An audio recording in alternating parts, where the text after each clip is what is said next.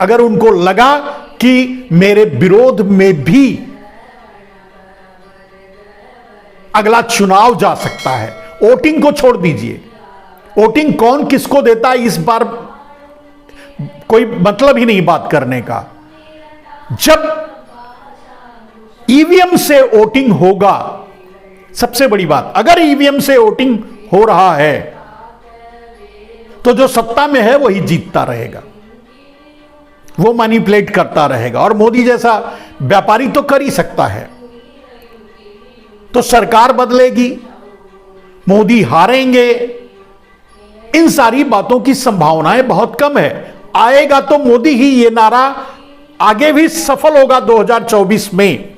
अगर supreme court जो निर्णय दिया है, इस निर्णय की तरह कई और मोड़ पर ऐसे निर्णय नहीं लेके आया तो। मैंने कहने का अर्थ यह है कि इलेक्टोरल बॉन्ड जो इशू हो रहे हैं, अगर उसमें पारदर्शिता नहीं लाई गई, उसको अगर सार्वजनिक नहीं किया गया, तो चुनाव आयुक्त की नियुक्ति में पारदर्शिता लाकर कुछ भी बदलाव नहीं होने वाला है। क्लियर? अब बढ़ते हैं आगे मेरे दोस्त। नरेंद्र मोदी जब गद्दी पर बैठे 2014 में, 25 जून 2014, उसके बाद से ही उन्होंने एक टारगेट फिक्स कर लिया कि उन्हें बिजनेस कैसे करना है, पैसे अधिक से अधिक अपने पास कैसे रखने हैं, अपने कंट्रोल में कैसे रखने हैं, हाइड, पूरे देश के पैसे को हाइड कैसे कर देना है, छुपा कैसे लेना है, लोगों की जेबों से पैसे निकाल कैसे लेना है और ला करके उसे कुछ गुजराती चोरों को कैसे दे देना है, ये सारे जुगाड़ में नरेंद्र मोदी लग गए।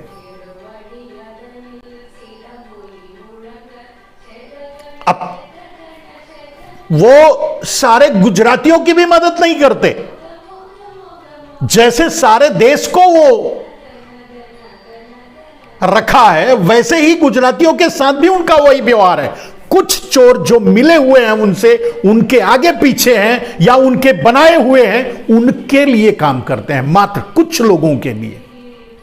नाम आप जानते हैं और खुलकर कर रहे हैं, खुलकर किए, नियम बदल करके, कानून बदल करके, अपने पद का दुरुपयोग करके, पद की गरिमा को मिट्टी में मिला करके, एक साधारण से व्यापारी की तरह, एक साधारण से ब्रोकर की तरह, एक साधारण से बिचौलिए की तरह, एक साधारण से दलाल की तरह उन्होंने डीलें करवाई दूसरे देशों से, व्यापार की डीलें। उन्होंने प्रधानमंत्री की कुर्सी, देश की सत्ता, आम आदमी के जीवन में बदलाव,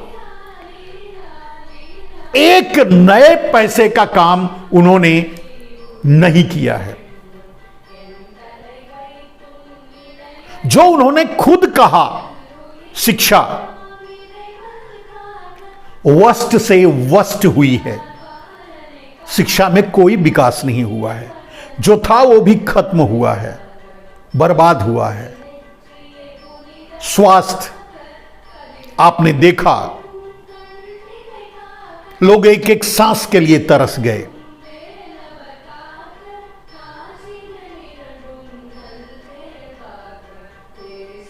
बेरोजगारी, 2 करोड़ रोजगार हर साल देने का वादा करने वाले नरेंद्र मोदी 2 करोड़ लोगों को बेरोजगार हर साल किया। उल्टा बेरोजगारी का क्या हाल है आप जानते हैं। बहुत कुछ उसमें कहने के लिए नहीं है। देश भूखमरी की ओर बढ़ा। 55 पोजीशन पे मनमोहन सिंह सरकार में भारत था। मेरे ख्याल से अब 103 या 107वें पोजीशन पे पहुंच चुका है। न्याय व्यवस्था,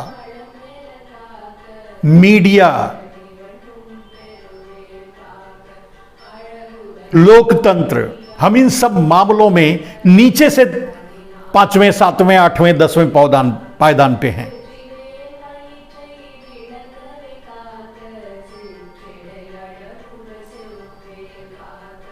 विकास, विनाश ही विनाश।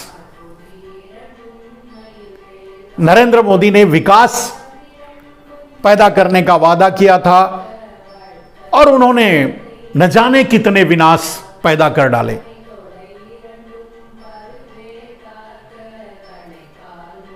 जीडीपी के हालात, देश के व्यापार के हालात, आयात और निर्यात के हालात। निर्यात कम से कमतर हुआ, आयात ज्यादा से ज्यादातर हुआ। चीन के संबंध, चीन से आयात को बढ़ाया गया। नरेंद्र मोदी के रिश्तों पर अब लोग, दूसरी पार्टियां खुलकर बोलने लगे हैं कि नरेंद्र मोदी का रिश्ता क्या है चीन से। उनके विदेश मंत्री जो सबसे ज्यादा, जयशंकर जी जो सबसे ज्यादा चाइना में ही रहे हैं, तो आज वो चाइना की ही के पक्ष की बात कर रहे हैं। वो चाइना के पक्षधर हैं।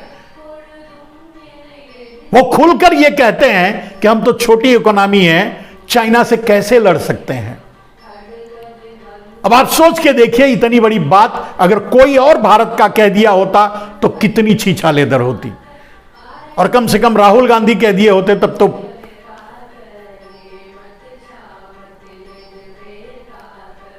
अपने वादे 15-20 लाख तो यूं ही लोगों को मिलेंगे। क्या हुआ?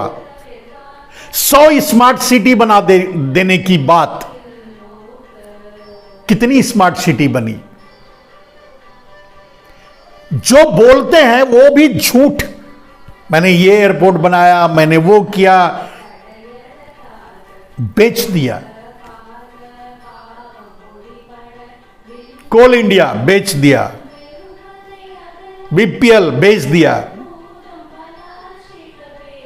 जो भी मतलब सरकारी संस्थान, रेलवे, ट्रांसपोर्ट, पोर्ट, एयरपोर्ट बेच दिया।